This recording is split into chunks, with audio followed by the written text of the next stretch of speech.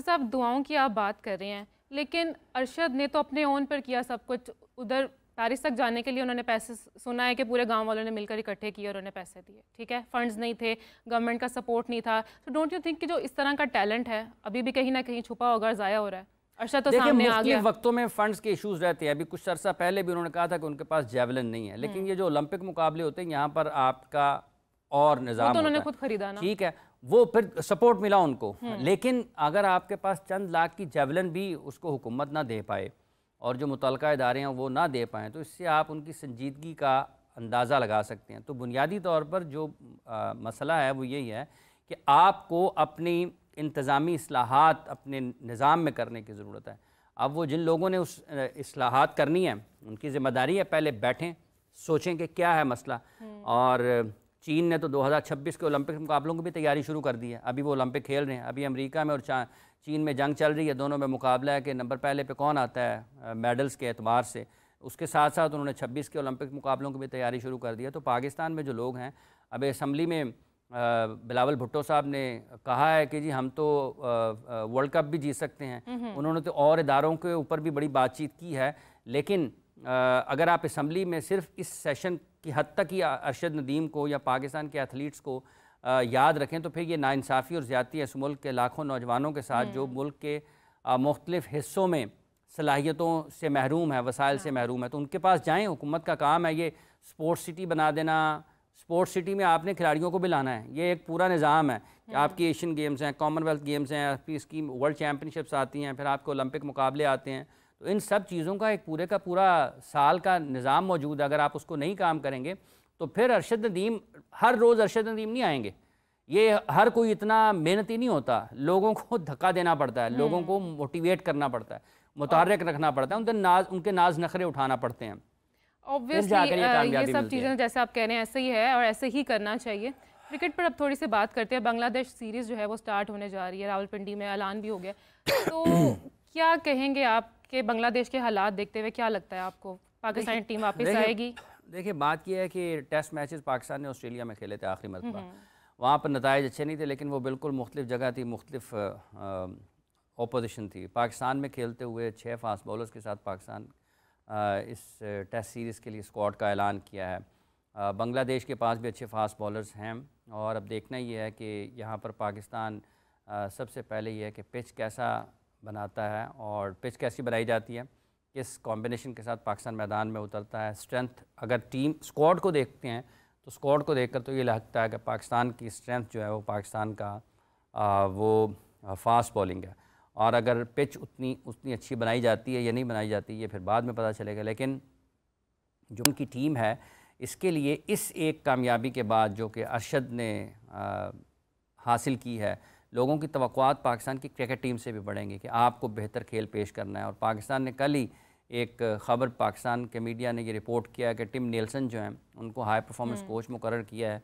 और बड़े ही हैरान कुन बात है कि वो साउथ ऑस्ट्रेलिया ने उनके साथ अपना मुआहदा ख़त्म कर दिया था कि उनकी कारकर्दगी अच्छी नहीं थी, और कारकर्दगी अच्छी नहीं थी। पाकिस्तान क्रिकेट बोर्ड ने उन्हें कारकर्दगी अच्छी नहीं है फिर भी हायर कर दिया। पाकिस्तान ने उन्हें हाई परफॉर्मेंस, तो यही बात है कि एक ऐसा शख्स जो कि साउथ ऑस्ट्रेलिया, आप देखें कि एक साउथ ऑस्ट्रेलिया ने उनको उनका कॉन्ट्रैक्ट ख़त्म कर दिया कि वो उतने अच्छे नहीं हैं। तो पाकिस्तान क्रिकेट बोर्ड ने उन्हें अपनी नेशनल टीम का हाई परफॉर्मेंस कोच मुकर्रर कर दिया।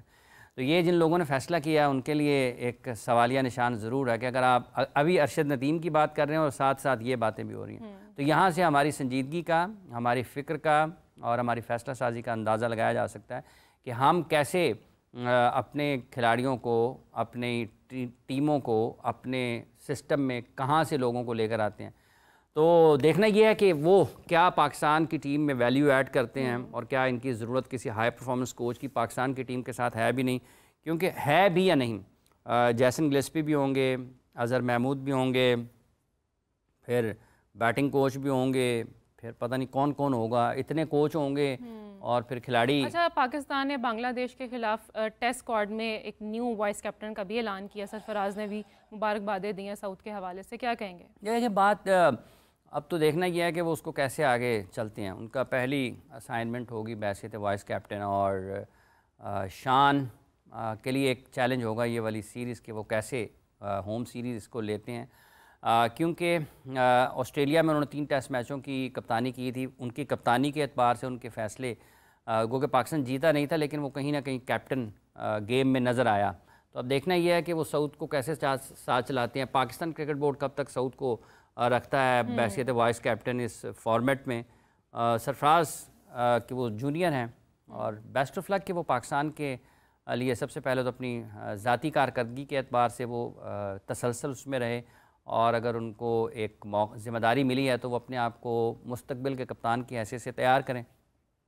अच्छा, फॉर्मर पाकिस्तानी पेसर के बारे में अगर मैं बात करूं, जुनैद खान ने कहा है कि इंडिया की जो बाउलिंग है ना वो जसप्रीत बुमराह के बगैर ज़ीरो है, क्या कहेंगे? देखिए, अभी वो चूँकि श्रीलंका के ख़िलाफ़ सीरीज़ हारे हैं और वहाँ पर स्पिनर्स डोमिनेट करते रहे हैं। जसप्रीत बुमराह लीड करते हैं उनकी पेस बैटरी को, शामी अनफिट हैं। बुमराह किसी भी टीम में होंगे तो वो उसका फ़र्क तो डालेंगे। उनकी अदम मौजूदगी में ये बिल्कुल आप इसको ऐसे ही कह सकते हैं कि अगर विराट कोहली या रोहित शर्मा का जो हैसियत और अहमियत उनकी बैटिंग में है, जसप्रीत बुमराह की बॉलिंग में कहीं भी उनसे कम नहीं है। ठीक है, उनके पास हार्दिक पांड्या भी आते हैं लेकिन वो उतने फॉर्मेट के हिसाब से नहीं है स्किल्ड जितने के वो हैं। तो बुमराह बिल्कुल मुख्तलिफ़ किस्म के और मुनफरिद किस्म के बॉलर हैं। उनकी अदम मौजूदगी फिर फ़र्क डालती है। हाँ, वो ये है कि उनकी इर्द गिर्द फिर अगर हार्दिक पांड्या खेल रहे हैं वाइट बॉल में, शामी आ जाते हैं, और अगर जैसे उन्होंने अभी और भी चंद बॉलर्स को आजमाया तो फिर कुछ उनको एक सहारा ज़रूर मिलता है। लेकिन अगर बुमराह नहीं होते हैं तो फिर एक बिल्कुल डिफरेंट किस्म का प्रेशर जो है वो बाकी पेसर्स के ऊपर आता है। और बाकी उनके अभी वो मयांक यादव की बहुत बात हो रही है, उनको देखते हैं कि वो मेरा ख्याल है कि उनके बारे में ये था कि वो NCA में कुछ उनका रीहैब चल रहा था, उनकी कुछ इंजरीज़ के इश्यूज़ थे, वो तेज़ हैं बहुत ज़्यादा। लेकिन बुमराह तो बिल्कुल एक वर्ल्ड क्लास बॉलर हैं, फॉर्मेट के मोहताज नहीं है, कंडीशंस के मोहताज नहीं है। इस वर्ल्ड कप पे भी अगर उन्होंने कामयाबी हासिल की है इंडिया ने T20 वर्ल्ड चैम्पियनशिप में भी, तो वो उनका बहुत बड़ा किरदार है जसप्रीत बुमराह का। पाकिस्तान के मैच को देख लें बिलखुसूस, जहाँ पर उन्होंने बॉलिंग की पाकिस्तान के ख़िलाफ़, फिर जब वर्ल्ड कप के फाइनल में उन्होंने जिस मौके के ऊपर गेंदबाजी की और उनके लिए विकेट निकाले, तो वो यकीनी तौर पर इसमें अब ये जुनैद चूँकि ख़ुद फास्ट बॉलर हैं, जिन अल्फाज का आपने इजहार किया है वो उनकी अपनी राय और ख़्याल हो सकता है, लेकिन ये उनकी अहमियत से इनकार नहीं है क्योंकि वो किसी भी फॉर्मेट में होंगे, और अगर होंगे तो टीम इंडिया की बॉलिंग कुछ और नज़र आएगी, और अगर वो नहीं होंगे तो उनके ना होने का फ़र्क भी वाज़े तौर पर महसूस किया जा सकता है। अच्छा हाफिज़ साहब, चैम्पियंस ट्रॉफ़ी के दिन भी करीब आ रहे हैं, तो पाकिस्तान की क्या तैयारी है? बहुत कम टाइम रह गया और जो कज़ाफ़ी स्टेडियम का स्ट्रक्चर सामने आया, बहुत बड़ा स्ट्रक्चर, इतने कम टाइम में क्या वो सारी अरेंजमेंट्स पूरी हो जाएंगी? देखिए, जिस तरीके से उसकी वो आप तस्वीर का ज़िक्र है हवाला कि वो सामने आई है और लोग उस पर बहुत खुश हैं, बहुत अच्छी देखने में लग रही है। होना तो चाहिए क्योंकि अगर शुरू हुआ है तो इसका मतलब यही है कि इन्होंने उसको चैम्पियंस ट्रॉफ़ी से पहले मुकम्मल करना है। और जो उसकी डेडलाइन है वो भी मेरा ख़्याल है कि शायद आइंदा बरस जब पहला महीना शुरू होगा तो उसके इर्द गिर्द ही कहीं उसने बिल्कुल ऑपरेशनल होना है, यानी कि मुकम्मल होना है, और वो बिल्कुल ठीक हो जाएगी। यानी कि उस वक्त तक तमाम मामूल की ज़िंदगी वहाँ पर उस बिल्डिंग में जो कि नई बन रही है वो जारी हो जाएगी, शुरू हो जाएगी। तो अब तक की तो यही हालात हैं अभी, चूँकि वक्त बाकी है काफ़ी और काम वहाँ पर हो रहा है, और जो उसकी डेडलाइन है अगर उसको मीट करते हैं तो ये अच्छी चीज़ होगी क्योंकि चैम्पियंस ट्रॉफ़ी शेड्यूल है पाकिस्तान में 2025 की। डेडलाइन भी तो बहुत करीब है। हाँ, इसके लिए अगस्त है, सितंबर, अक्टूबर, नवंबर, दिसंबर, 4-5 महीने हैं उनके पास।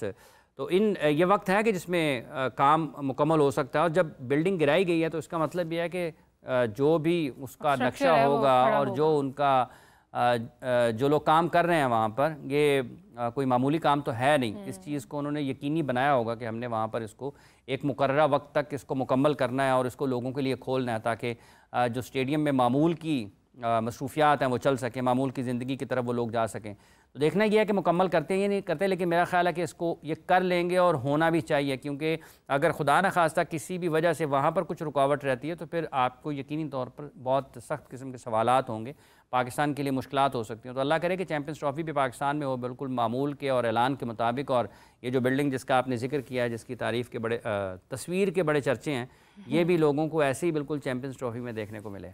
अच्छा हाफिज़ साहब, अभी हम जिक्र कर रहे थे अरशद नदीम के इस्तकबाल का, तो स्पोर्ट्स बोर्ड पंजाब का अरशद नदीम का मुख्तलिफ अंदाज में जी इस्तकबाल करने का फ़ैसला भी आया, ऐलान सामने आया। उन्होंने कहा है कि हम उन्हें डबल डेकर बस के थ्रू पूरे लाहौर में घुमाएंगे, जैसे कि अभी आप कह रहे हैं, लेकिन आपकी तो फरमाइश है कि वज़ीर आज़म को खुद जाना चाहिए। मेरा ये ख्याल है, देखें आपने मोटिवेट करना है लोगों को, तो मोटिवेशन हाईएस्ट लेवल से आती है कि लोगों को पता लगे यार अगर आपको कल कलाम को मेडल लेंगे तो फिर आपके साथ भी ऐसा ही होगा कि आपकी भी इतनी ज़्यादा, ये बुनियादी तौर पर वो एक एजाज़ी चीज़ है, मतलब एक आप ना मुतहर्रिक करते हैं लोगों को, उनको लगेगा यार वाकई मैंने, उसमें तो कोई शक नहीं है कि जो जिस तरीके से अब तक फीडबैक है। चलिए वज़ीर आज़म नहीं, वज़ीर खेल तो जा रहे हैं ना उन्हें मिलने, वो देखे वो भी ना, मैं अगर इस वक्त तो कोई भी ना जाए तो लोग खुद ही चले जाएंगे ना। हाँ, लोग तो जाएंगे। अगर वो खुद भी ना जाएं, वज़ीर खेल भी ना जाएं, तो वो कौन सा मतलब फ़र्क पड़ना है। ये एक मोटिवेशन है आपकी उस पूरी जनरेशन को जो उनको देख रही है टेलीविज़न के ऊपर। देखें पाकिस्तान का झंडा उन्होंने पूरी दुनिया में बुलंद कर दिया है, इससे ज़्यादा एजाज़ की बात क्या होगी। पर आप किसके लिए किसका इस्तकबाल कर सकते हैं। देखें ये जो स्पोर्ट्समैन है, ना तो आपका कोई पॉलिटिशियन ये काम कर सकता, ज़िंदगी के किसी भी शोबों से ताल्लुक़ रखने वाला कोई भी शख्स जो है वो ये काम नहीं कर सकता मां सिवाय किसी स्पोर्ट्समैन के। ठीक है, वो 2010 में जब अमेरिका में खड़े होकर एहसामुल हक ने बात की थी वहाँ पर कि हम भी उतने ही अमन पसंद हैं जितने आप लोग अमन पसंद हैं, जब वो मिक्स डबल्स का फाइनल वहाँ पर खेले थे रोहन बोपन्ना के साथ। उस वक्त भी उसको इसीलिए बहुत ज़्यादा मीडिया में वो रहे थे क्योंकि रोहन बोपन्ना और एहसामुल हक दोनों इकट्ठे थे, एक का ताल्लुक पाकिस्तान से था, एक का ताल्लुक भारत से था। और आज भी अगर उन्होंने पेरिस में पाकिस्तान का झंडा सर बुलंद किया है, पाकिस्तान का कौमी तराना वहाँ पर बजाया गया, दुनिया भर में जो भी जितने भी मीडिया, बड़े से बड़ा जो मीडिया हाउस है, आप अखबार टेलीविज़न चैनल्स कोई उठा के देखें, हर जगह पर अरशद पाकिस्तान है, अरशद नदीम है, अरशद नदीम है, पाकिस्तान है। तो ये कोई और कर सकता है? ये इस खेल की ताकत है। तो इसलिए अगर तो ये खेल की ताकत क्रिकेट में क्यों नहीं आती, इंडिया वर्सेस पाकिस्तान में क्यों नहीं आती? इंडिया की तरफ से इतनी पेज़राई आ रही है, अचीवमेंट्स की मुबारकबादें दी जा रही हैं, तो ये क्रिकेट में सबको क्या हो जाता है? ठीक करने की ज़रूरत है ना, पाकिस्तान को अपनी क्रिकेट को ठीक करने की ज़रूरत है। पाकिस्तान क्रिकेट ठीक रास्ते पर नहीं है, जिसकी वजह से ये मुश्किलात हैं और जिसकी वजह से ये नताइज जो आ रहे हैं। इनके पास तो सहूलियात की कमी नहीं है, इनके पास तो डॉक्टर्स भी हैं गैर मुल्की, इनके पास तो फिजियो भी हैं गैर मुल्की, इनके पास तो ट्रेनर्स भी हैं गैर मुल्की, इनके पास तो कोचिंग स्टाफ भी है गैर मुल्की। इनकी तो वो जिसका ना पैसों का कोई माली तौर पर किसी किस्म की मुश्किलात का सामना है, ना इनके एड्स रुकते हैं, ना इनकी कोई ट्रैवलिंग रुकती है, ना इनको कोई मैचेस रुकती हैं, ना इनको कोई दोस्तों की तरफ देखना पड़ता है, ना इनको किसी स्पोर्ट्स बोर्ड की तरफ देखना पड़ता है। इनको तो आईसीसी की आमदनी में से भी हिस्सा मिलता है, तो इनके ये वाले मसाइल तो नहीं है ना। तो अगर इसके बावजूद भी इनकी कारकर्दगी ठीक नहीं है, तो अगर जो उनके ऊपर फैसले करने वाले हैं उनके फैसले ठीक नहीं हैं, तो इन सब लोगों को मेरे वज़ीर दिफा साहब बोले हैं आज असेंबली में, तो उनको क्रिकेट के ऊपर भी देख लेना चाहिए। आपने भी कहा ना कि जो छोड़ते हैं दाएं बाएं देख लेते, इधर वज़ीर दाखिला साहब भी बैठे होते हैं, वो पाकिस्तान क्रिकेट बोर्ड के चेयरमैन, उनसे भी पूछ लेते। नहीं, आपने कहा कि जो छोड़ते ही रख लेते, तो क्या ये भी एक वजह है लो परफॉर्मेंस की कि दूसरों के जो छोड़े हुए होते हैं वो हम रख लेते हैं कोचेस? ये एक देखें स्ट्रक्चर है, बुनियादी तौर पर आपकी हायरिंग मैटर तो करती है ना। अगर आप अच्छे लोगों को जो आपके मसाइल को हल कर सकें, जो आपकी टीम को मुत्तहद कर सकें, जो आपकी टीम से उनकी पोटेंशियल के मुताबिक परफॉर्मेंस ले सकें, अगर आप उन लोगों को नहीं लाएंगे तो फिर मुश्किलात होंगी ना, मसाइल होंगे।